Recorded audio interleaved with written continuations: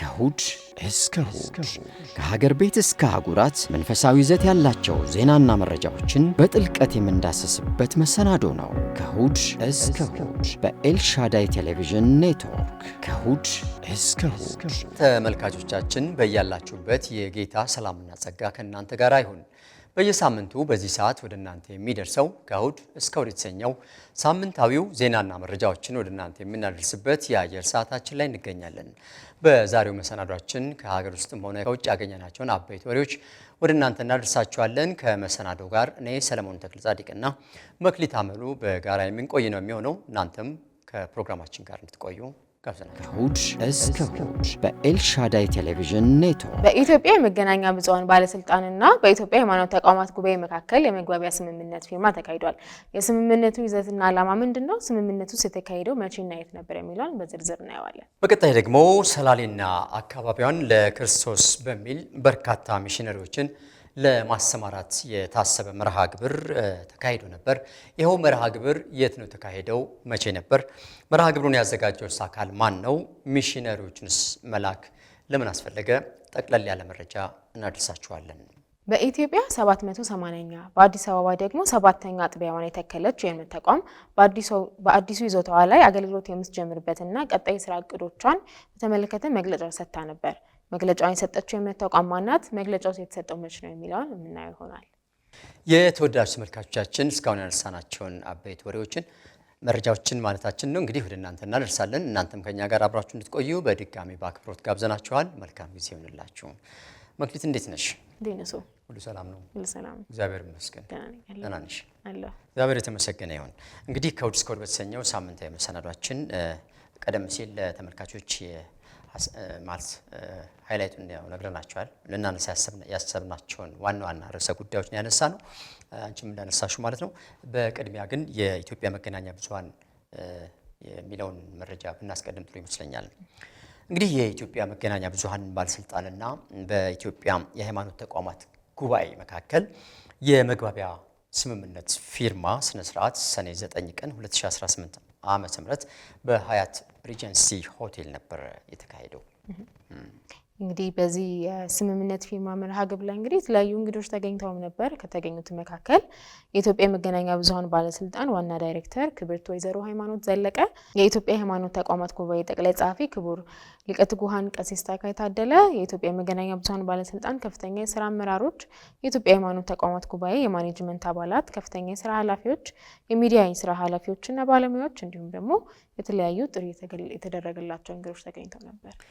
እንግዲህ በኢትዮጵያ መገናኛ ብዙኃን ባለስልጣንና በኢትዮጵያ የሃይማኖት ተቋማት ጉባኤ መካከል የተደረገውን የመግባቢያ ስምምነት የፊርማ ስነ ስርዓት አስመልክቶ መርሃ ግብሩ የተጀመረው በጸሎትና በዱዓ ነበረ። የመርሃ ግብሩ ጅማሬ በጸሎትና ከተለያዩ የሃይማኖት ተቋማትን ወክሎ የመጡ አባቶች ነበር በጸሎት የጀመሩት። አሁን ላይ እንግዲህ በሀገሪቱ የዲጂታሉና ማህበራዊ ሚዲያውን ሳይጨምር 51 የሚደርሱ የሃይማኖት መገናኛ ብዙኃን እንዳሉና እስካሁን ባለው ጊዜ በሀገር ግንባታ ላይ መከባበርን፣ ፍቅርን፣ ሰላምን በማጎልበት ላይ በርካታ ስራ ተሰርቷል ብለው ነበረ። የኢትዮጵያ የሃይማኖት ተቋማት ጉባኤ ጠቅላይ ጸሐፊ የሆኑት ደግሞ ሊቀ ትጉሃን ቀሲስ ታጋይ ታደለ በበኩላቸው ባሰሙት ንግግራቸው የስምምነት ዓላማውን አስመልክተው ምን ነበር ያሉት? ሚዲያዎች በተለይም የሃይማኖት ሚዲያዎች ሰላም ላይ አትኩሮ መስራት ይጠበቅባቸዋል። በገቡትም የፍቃዱን መሰረት የስምምነት መሰረት ማለት ነው ለሀገር ግንባታ ለህዝቦች ሰላም የሚሆኑ ለዛ የሚውሉ ኮንቴንት ያላቸው ይዘት ያላቸውን ፕሮግራሞች ማሰራጨት ይጠበቅባቸዋል የሚለውን ሀሳብ አንስተዋል። አሁን ላይ እየተስፋፋ የመጣውን የጥላቻ ንግግርና የሐሰተኛ መረጃዎችን ስርጭት መግታት ያስፈልጋል። ከዚሁ ጋር የአቅም ግንባታና የግንዛቤ ማጎልበቻ ስራዎችን በጋራ መስራት አንዱ የስምምነታችን አካል ነው። ስለዚህም የሃይማኖት ሚዲያዎች ከፖለቲካ ሽኩቻ ባለፈ የሰማያዊውን እሳቤ መነሻ አድርገው መስራት ይጠበቅባቸዋል ብለውም ነበር። ለዚሁ እንግዲህ ሁለቱ ተቋማት መካከል የኢትዮጵያ መገናኛ ብዙሃን ባለስልጣንና የኢትዮጵያ ሃይማኖት ተቋማት ጉባኤ መካከል በሊቀ ትጉሃን ቀሲስ ታጋይ ታደለና በክብርት ወይዘሮ ሃይማኖት ዘለቀ የስምምነት ሰነዱ ከተፈረመ በኋላ ነበር መርሃ ግብሩ የተጠናቀቀው።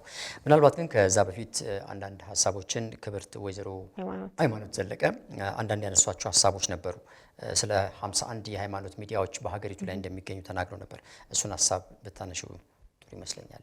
ቅድም የገለጽኳቸው ወደ 51 የሚደርሱ የሃይማኖት መገናኛ ብዙሃን ተቋማት የሀገሪቱን ሕግና የመገናኛ ብዙሃን አዋጁን ሕግ በሚፈቅደው መሰረት መስራታቸውን በባለስልጣን መስሪያ ቤቱና በሃይማኖት ተቋማት ጉባኤ ጋር በጋራ ክትትል እየተደረገ መሆኑን ነበር ያነሱት። እነዚህ ሁለቱ አብረው እየሰሩ እንደሆነ ነበር አንስተው የነበረው። አንቺ እንዳልሽው እንግዲህ እነዚህ የሃይማኖት መገናኛ ብዙሃን የሚያሰራጯቸው ፕሮግራሞች በአጠቃላይ በኢትዮጵያ በኢትዮጵያ የመገናኛ ብዙሃን ባለስልጣንና እንደዚሁም ደግሞ ሁለቱ ስምምነቱን ባደረጉት ተቋማት አካላት መካከል ግምገማ እንደሚካሄድ ክትትልም እንደሚደረግና ደግሞ ከዛም ጋር አያይዞ ደግሞ ለነሱ ደግሞ የሚያስፈልጋቸውን ድጋፍና አስፈላጊውን ደግሞ ትብብርም እንደሚደረግላቸው ነው በዚሁ መርሃ ግብር ላይ የተነሳው። ከዚህ በኋላ እንደው ምንድነው የተባለው በባለስልጣን መስሪያ ቤቱ በኩል የተዘጋጀ በአርቲፊሻል ኢንተለጀንስ አማካኝነት ማለት ነው የተዘጋጀ መተግበሪያ እንዳለ በዚህ መተግበሪያ አማካኝነት የትኛውም ኢትዮጵያዊ ማንኛውም ዜጋ ሊሆን ይችላል የሐሰተኛ መረጃና የጥላቻ ንግግር ሲያጋጥማቸው ይህንን አፕሊኬሽን አውርደው በዚህ አፕሊኬሽን አማካኝነት በቀጥታ ከዋናው መስሪያ ቤት ጋር መገናኘት እንደሚችሉ ነው የተነገረው። እንደውም አያይዞ ምንድነው የተባለው የ9192 ነፃ የጥሪ መስመርም ተዘጋጅቷል እና በዚሁ ነፃ የጥሪ መስመር አማካኝነት ማንኛውም ኢትዮጵያዊ ወይም ዜጎች እንደዚህ ሐሰተኛ መረጃዎችን የጥላቻ ንግግሮችን ሲያጋጥማቸው አውቶማቲካሊ የሚመለከተው ከፍተኛ ባለስልጣን መስሪያ ቤት ማሳወቅ የሚችልበት መስመር መዘርጋቱን ነው የተነገረው። ከዚህ የፊርማ ስምምነት በኋላ እንግዲህ የእርስ በርስ ግጭትን የሚያነሳሱ የሌላውን ሃይማኖት የሚያንኳስሱ ሃይማኖታዊ እሴቶችን የሚሸረሽሩ የማህበረሰቡን ባህልና እሴት የማይወግኑ ይዘቶች በሁለቱ ተቋማት ውሳኔ አስተዳደራዊ እርምጃ ከዚህ በኋላ የሚወሰድባቸው እንደሆነም ነበር የገለጹት። እንግዲህ ጠበቅ ያለ ቁጥጥር እንደሚኖር ነው አንደምታው የሚያሳየው። ቁጥጥር ብቻ አይደለም፣ ጎን ለጎን የሚያስፈልጋቸው ለ51ዱም የሃይማኖት ተቋማት ወይም መገናኛ ብዙሃን ተቋማት የሚያስፈልጋቸው ድጋፍና ክትትል ይደረግላቸዋል። በአንጻሩ ደግሞ ከፍተኛ የሆነ ቁጥጥር ክትትልም እንደሚደረግ ከዛም ባለፈ እርምጃም የሚያስወስድ ሁኔታ ላይ የሚያደርስ ሊሆን ይችላል ነው የተባለው። ስለዚህ የሃይማኖት ሚዲያዎች ከዚህ በኋላ የሚያሰራጯቸውን የትኛውንም ኮንቴንቶች ወይም ይዘቶች በጥንቃቄና በማስተዋል ለሀገር ግንባታና ለዜጎች ሰላም በተለይም ደግሞ የእርስ በርስ ግጭትና ሀገራዊ ሰላምን ከሚያደፈርሱ ሀሳቦች ወይም ደግሞ ምልከታዎች ነፃ ሆነው መስራት እንደሚጠበቅባቸው በአጽንኦት ነበረ በሁለቱም ተቋማት መካከል ሲንጸባረቅ የነበረው። እንግዲህ መክሊት ለሃይማኖት ተቋማት ሚዲያዎች ከዚህ በኋላ አስፈላጊው ድጋፍና ትብብር መደረጉ እንደሚቀጥል ያው ቀደም ሲል ተናግረናል። የሃይማኖት መገናኛ ብዙሃን የራሳቸውን ደግሞ የፕሬስ ካውንስል አቋቁመው የእርስ በርስ ቁጥጥር እዛው እርስ በርሳቸው እንዲያደርጉም ደግሞ እንደዚሁ ሀሳብ ቀርቧል። ይህ ሀሳብ ምንድን ነው? እርስ በርሳቸው እዛው እንዲደጋገፉ እንዲማማሩ እና ደግሞ ያላቸውንም ክፍተት አንዳቸው ከአንዳቸው በመማማር ማስተካከል እንዲችሉ ይረዳል የተባለው ይሄ የፕሬስ ካውንስል በአስቸኳይ እንግዲህ በሃይማኖት ሚዲያዎች መካከል በቅርብ ተቋቁሞ ስራ መጀመር እንደሚገባው ይጠበቃል። ይሄ ነበር እንግዲህ ያገኘነው መረጃ። ወደ ቀጣዩ መረጃችን ብንተላለፍስ? ሌላው እንግዲህ መረጃችን መክሊት ወደ ፍቼ ሰላሌ ወስደናል። በነገራችን ላይ ፍቼ ሰላሌ ከአዲስ አበባ ስንት ኪሎ ሜትር ነው ርቀቷ? ወደ 114 ኪሎ ሜትር ትርቃለች። ወደ 114። ስለዚህ የሩቅ ቅርብ እንበላት በጣም ሩቅም የማይባል እንደዛ ነው። ለመሰለሽ ሐሳብ ያነሳሁት ፍቼና አካባቢዋን ሰላሌና ፍቼን ማለት ለክርስቶስ ለማድረግ የሚያስችል በተለይም ደግሞ ሚሽነሪዎችን በርካታ ሚሽነሪዎችን በስፋት ለማሰማራት የታሰበ የታቀደ መርሃ ግብር ነበር የተካሄደው። ይህንን ያዘጋጀችው የፍቼ ሰላሌ መካነ ኢየሱስ ማህበረ ምዕመናን ናት። ይህን የተመለከተውን ሲቀጣይ መረጃ አንቺ ጋር ምን አለ? ያው መርሃ ግብሩ የተዘጋጀው እንግዲህ ሰኔ 6 ቅዳሜ ቀን 2018 ዓ.ም ነበረ። ከዚህ በፊት ማህበረ ምዕመናን የሚሽነሪ አገልግሎትን አስመልክቶ ወደ 22 የሚደርሱ ሚሽነሪዎችን አሰማርታ እንደነበረ መነሻ ተደርጎ ነው ሰኔ 13 2018 ከቀኑ 8 ሰዓት ጀምሮ በፒያሳ ራዳ ሰፊ ፕሮግራም ተዘጋጅቶ የነበረው። ምናልባት እችን ማህበረ ምዕመናን ለየት የሚያደርጋት የህንፃ ግንባታውን ካጠናቀቀች በኋላ ምዕመን ላይ ብቻ ወንጌል ማሰራጨት ሳይሆን ወይም ደግሞ እዛው በቤተ ክርስቲያን ውስጥ በጸሎት ቤት በቤተ እምነት ውስጥ በሚገኙት ብቻ ውስን አባላቶች እዛው ለነሱ ብቻ የሚሆን አገልግሎት ሳይሆን ከቤተ ክርስቲያን ውጪ ማለት ኢየሱስ ክርስቶስ ሂዱና ለዓለም ወንጌልን ሁሉ ስበኩ ለፍጥረት ሁሉ አድርሱ እንዳለ ይህን ተልእኮ ነው ታሳቢ አድርጋ ከቤተ ክርስቲያን ውጪ ላሉት ሰዎች ወንጌልን ለማድረስ ጥረት እያደረገች ያለችው ምናልባት ይሄ ትልቅ ተነሳሽነትና ለሌሎችም አርአያ ሊሆን የሚችል ጥሩ እንትን ይመስለኛል ሞዴል የሆነ ነገር ይመስለኛልና ለዚህ ነው ቀደም ሲል እንዳንቺ እንዳልሽው 22 ሚሽነሪዎችን አሰማርታ ነበር። ይሄ ግን አይበቃም በሚል አሁን ወደ 100 ሚሽነሪዎችን በስፋት ለማሰልጠና እንዲሁ ለማሰማራት ነው እቅድ የተያዘው። ከዚህ ቀደም በማህበረ ምዕመናን የተሰሩና ለወደፊት የታቀዱ የአገልግሎት ሁኔታዎችን አስመልክቶ በተሰጠው በዚሁ መግለጫ የተነሱ ሀሳቦችም ነበሩ። እንግዲህ ቀደም ሲል ምናልባት ለተመልካቾቻችን ግልጽ ለማድረግ ፍቼ ሰላሌ ለማያውቁም ምናልባት እንዲሁ ሎኬሽኑን ለማሳየት ያህል ፍቼ ሰላሌ ከአዲስ አበባ አንቺ ቀደም እንዳልሽው 114 ኪሎ ሜትር ላይ የምትገኘው 16 ወረዳዎችን በውስጧ ታካትታለች። እንደዚሁም ደግሞ የፍቼ ሰላሌ መካነ ኢየሱስ ማህበረ ምዕመናን የተመሰረተችው ደግሞ በ1990 ዓመተ ምህረት በ36 ሰዎች የወንጌል አማኞች ተነሳሽነት ነበረ ማህበረ ምዕመናን የተመሰረተችው። አሁን ላይ ግን 1500 ቆራቢ አባላትና በተጨማሪ ደግሞ 500 ተባባሪ አባላት ያሏት በሀገሪቱ ላይ ተጽዕኖ በመፍጠር ላይ የምትገኝ ቤተ እምነት ናት። እንግዲህ የሚሽን አገልግሎት ላይ በትኩረት ትንቀሳቀሳለች። አሁንም ጠቅሰው ነበረ የቤተ ክርስቲያን ግንባታ ከተጠናቀቀ በኋላ ሚሽነሪ በማሰማራት ነው የምትታወቀው። ደግሞ ከሌሎችም ቤተ ክርስቲያኖች ለየት የሚያደርጋትም እዚህ ላይ ያላት ሸክም ወደዚህ ያላት ትኩረት ነው። በዚህም አማራን ክልል ጨምሮ ወደ 8 ወረዳዎች ላይ 22 ሚሽነሮችን በማሰማራት ብዙ ነፍሳትን ወደ ክርስቶስ መንግስት መመለስ ትችላለች። ይህ ግን የሆነው በጣም ባጭር ጊዜ በ5 ዓመት ውስጥ ብቻ ነው። በጣም ትልቅ አርአያነት ያለው አገልግሎት ነው እየተካሄደ ያለው። የሰላሌ ምድር ወንጌል ለምንድን ነው በደንብ ያልገባው? ለምንድን ነው የሚሽነሪዎችን በስፋት ለማሰማራት የታቀደው? ከሌሎቹ ክልሎች ለየት ሊያደርገው የሚችለው ምናልባት እዚህ ጋር ምንድን ያለ ነገር ብለን ብንመለከት ምናልባት በርካታ ቻሌንጆች በሰላሌና ፍቼ እንዲሁም በዙሪያዋ ባሉ አጎራባች ቦታዎች በአማራን ክልል ጨምሮ የታወቀ ነው። እንደውም መግለጫው ላይ ምናልባት ይፋ ማድረግ ስላልተፈለገ ነው አንዳንድ ነገሮች። ያም ሆነ ግን ቻሌንጆች ተግዳሮቶች በጣም ስላሉ ፈታኝ ነገሮች ስላሉ የግድ ሚሽነሪዎችን በማሰማራት አሰልጥኖ በማሰማራት አሁንም ወንጌል ወዳልደረሰባቸው ቦታዎች በስፋት መከሩ ብዙ ነው ሰራተኞች ጥቂት ነው እንደሚለው መጽሐፍ ቅዱስ የማሰማራት ስራ አገልግሎቱን የማስፋት ስራ ፍቼ ሰላሌ አካባቢ እንደው ምንድነው መርሃ ግብሩ የታቀደው ፍቼና ሰላሌን በአጠቃላይ ለክርስቶስ ለመማረክ በሚል ርዕስ ነው የተነሳውና በዛ ላይ ይሰራል ነው የተባለው። እንግዲህ 100 ሚሽነሪዎችን ለማሰማራት በዝግጅት ላይ ያለች ማህበረ ምዕመናን መሆኗን ነው በዚህ መርሃ ግብር ላይ የተነገረው። አሁን ላይ እንግዲህ ወንጌልን ለማድረስ ይሰራባቸዋል ተብሎ የታሰቡ ቦታዎች በሶስት አቅጣጫ ናቸው። አባይን ተሻግረው ወደ ጎጃም በደርባ በኩል ደግሞ እስከ ወሎና እስከ ሰሜን ሸዋ ድረስ ያለውን አማራ ክልል በሙሉ ያካትታል። አሁን ላይ በእነዚህ ቦታዎች ላይ 100 ሚሽነሪዎችን በማሰማራት በአጭር ጊዜ ውስጥ ሰዎችን ወደ እግዚአብሔር መንግስት ለማፍለስ ነው የታቀደው። ከዚህ ጋር በተያያዘ እንግዲህ ለዚህ አገልግሎት ማንኛውም ዜጋ የወንጌል ልብ ያለው ወይም ሸክም ያለው ሁሉ ድርጅቶች ሊሆኑ ይችላሉ፣ ማህበረ ምዕመናን ሊሆኑ ይችላሉ፣ ግለሰብ ሊሆን ይችላል፣ ባለሀብቶችም ሊሆኑ ይችላሉ። ከማህበረ ምዕመናን ጋራ ፓርትነር በመሆን አብሮ መስራት እንደሚቻል እንዲያውም አብሮ የመስራት ነው የማገልገሉን ነገር እንደ አንድ የድል በር ተቆጥሮ በደስታ ሰዎች ወደ ከዚህ ማህበረ ምዕመናን ጋር እጅና ጓንት ሆነው እንዲሰሩ ጥሪ ይቀርባል። ይሄ መርሃ ግብር እንግዲህ አሁን ያሳለፈው መርሃ ግብር የክርስቶስ ልብ ያላቸው ሁሉ የሚታደሙበት የሚሳተፉበት ሰላሌን ለክርስቶስ ለማድረስ በአገር ቤትም በውጭም ያሉ ሰዎች ሁሉ የድርሻቸውን የሚያደርጉበት የሚያገለግሉበት መርሃ ግብር ነበር። እንግዲህ ይህ መርሃ ግብር የተካሄደው በፒያሳ ራዳ ፓርክ ባለው አዳራሽ ነበረ። ቀኑ እንግዲህ ቅዳሜ ሰኔ 13 ወይም ትናንት ከ8 ሰዓት ጀምሮ ነበረ። እንግዲህ ከዚህ ማህበረ ምዕመናን ጋር ተባብሮ የክርስቶስን ወንጌል እሰራለሁ በሚል ተነሳሽነት ብዙ ወንጌል አማኞች በስፍራው እንደሚገኙ ይጠበቃል።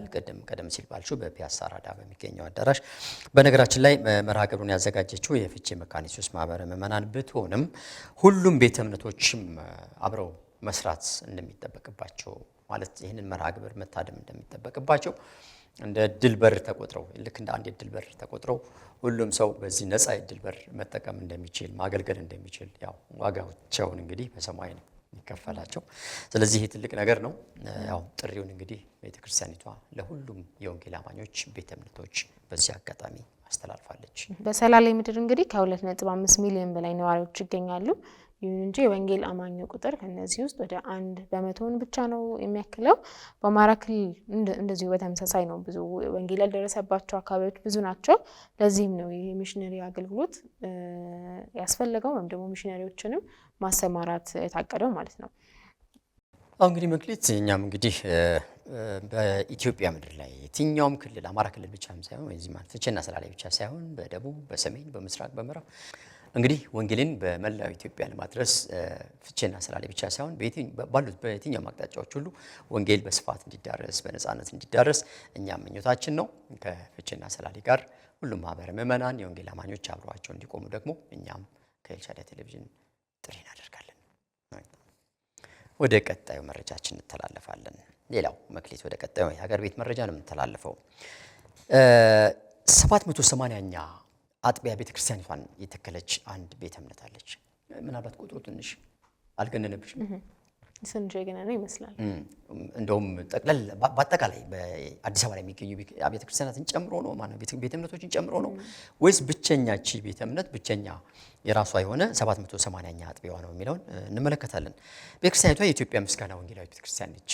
በሀገሪቱ 780ኛ በአዲስ አበባ ደግሞ 7ኛውን ቤተ እምነት በይፋ ለመጀመር የምስጋና ፕሮግራም አዘጋጅታለች። ይህንን የምስጋና ፕሮግራምና ቀጣይ የልማት እቅዶቿን አስመልክቶ አዲስ በሚገነባ ቦታ ላይ መግለጫ ሰጥታለች። ይህ መግለጫው እንግዲህ ሰኔ 5 2018 ዓመተ ምህረት ነበር የተሰጠው። መግለጫውን የሰጡት ዶክተር ጌታሁን ነሲቡ የቤተ እምነቱ ፕሬዝዳንት ነበሩ። ያው በአዲሱ የአምልኮ ስፍራ ነበር መግለጫው የተሰጠው። ይህ ቦታ እንግዲህ የለቡ አጥቢያ ነው የሚገኘውም ከሆፕ ዩኒቨርሲቲ አጠገብ ባለው ቦታ ላይ ነበረ። በዚህ ቦታ ላይ የስልጠና ማዕከል እንደሚከፈትም ነው አያይዘው ዶክተር ጌታሁን የተናገሩት።